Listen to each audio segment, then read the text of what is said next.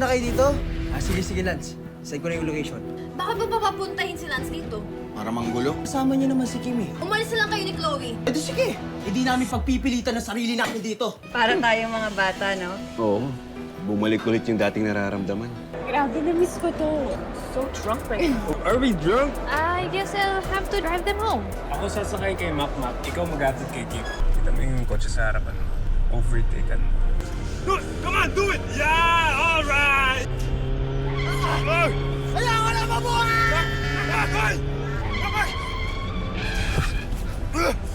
Sinunduwag sa atin ngayon. You're crazy, bro. Hindi biro yung kontratang yan. Hindi pag-isipan mo muna. Kukonsulta kami ng ibang abogado. Gawin nyo, balikan nyo na lang ako. Ano ba kailangan mo, ha? Nag-a-addict ka, di ba? Umalis ka na. Meron akong gustong ipakiusap sa'yo. Para sa kabutihan mo rin to, para hindi ka na nagtsatsaga dito na pabalik-balik ka pa. Wala akong interes makipag-ugnayan sa'yo, Kaloy. Sandali. Pakinggan mo na muna. Wala ka ibang gagawin, kundi sirain mo lang ulit si Nonoy. Bibigyan ko lahat ng mga pangailangan mo pang supply mo. Para hindi ka mukhang tanga rito. Sige na. Hindi. Hindi. Hindi ko magagawang sirain ulit si Nonoy, Kaloy. Hindi ko magagawa yan. Nagawa mo na nun eh. Pwede mo rin naman gawin ulit eh. Ano? Oh, ito napauna ko sa'yo. Alam mo naman di ako mahirap kausap. Sige na, huli mo na. Sige na. Kasi nagtsatsaga ka dyan sa kinukuha mo rito, ano? Sige na. Gawin mo yung sinasabi ko. Sige na. Ayoko. Hindi ko tatanggapin yan. Sige na. Uy, Zeus!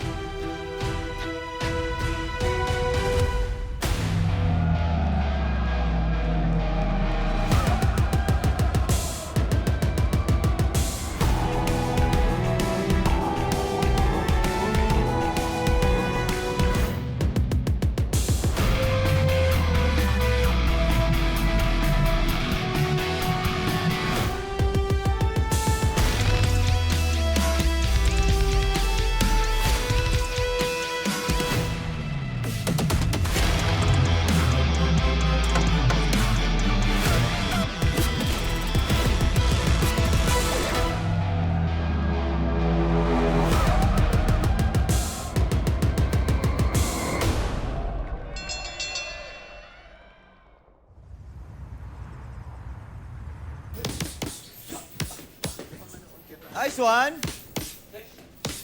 Good.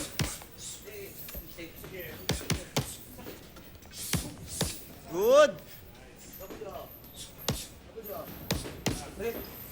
Nice.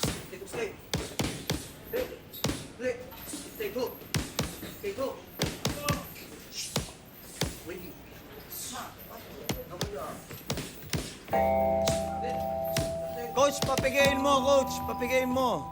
Bigyan mo ng ano. Mr. Olivares, Chip. Sige lang. Yes, Chip. Ano meron no? we have a warrant to check the vicinity of your gym. Pati na ang mga lockers at bags ng mga athletes at trainers mo. Para saan, Chip? May nakapagsabi sa amin na may nagaganap na illegal na bentahan ng droga dito sa gym mo.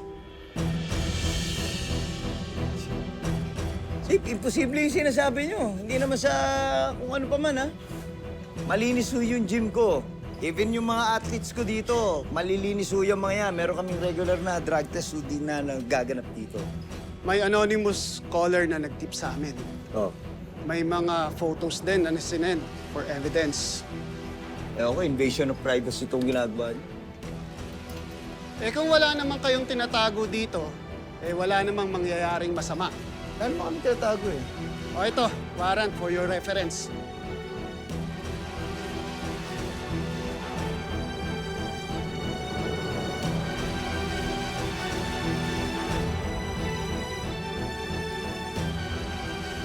Hindi ko alam, pero kayo bahala, sir. Pero mali yan.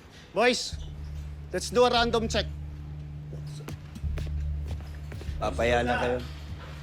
Tara. Check natin kung anong ano nila.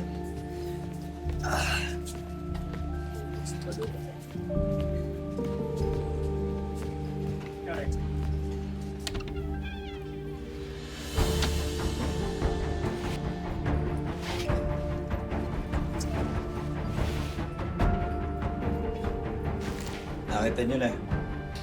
Kaya itong bag na to. Sabi naman sa inyo, sir, eh. Di ba? Kakamali kayo. to? Sa akin po. Sige, buksan mo. Wala naman akong tinatago eh. Pwede na tayong magsilabas pagkatapos ito. Chief, pinayagan na namin kayo, no? Tay? Hindi. Mali ito. Hindi sa akin yung drogang yan.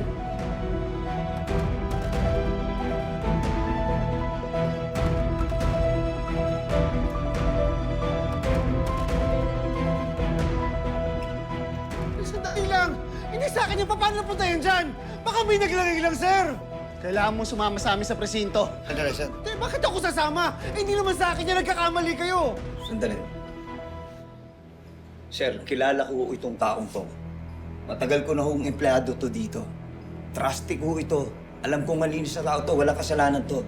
Baka naman po pwedeng pag-usapan muna natin to ng maayos.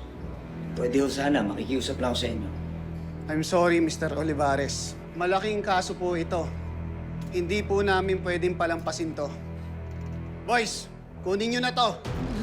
Sandali, sir! Hindi, nagkakamali kayo! Papatunayan ko sa inyo, mali kayong lahat! Mr. Nonoy Batumbakal, you are under arrest. You have the right to remain silent. Hindi, sir! Papatunayan ko, Anything you mali say kayo! can and will be used Hindi ako against you aadik, in sir! any court of Anak, law. anak, huwag ka You mag-alala, have the ha? right to an attorney. Maayos lahat to. If you cannot afford the services of an Maayos to, attorney, hindi ako the adik! government shall provide one for you. Tara!